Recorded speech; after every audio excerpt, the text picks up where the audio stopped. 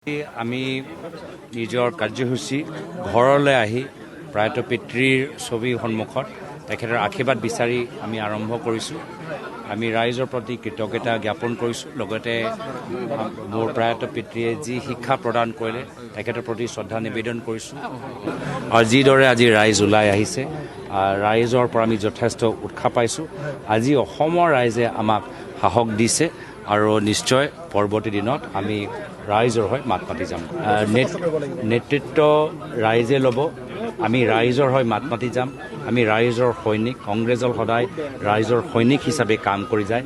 যে ৰাইজে যি পৰামৰ্শ দিয়ে, ৰাইজৰ যি অসুবিধা, সেইখিনিয়ে আমি মাত মাতি যাম। যিদৰে আজি বৰ্তমান সময়ত আমি দেখা পাইছোঁ যে ৰাইজক চাকৰি দিয়াতকৈ বৰ্তমান চৰকাৰে বন্দুক দিবলৈ বিচাৰিছে।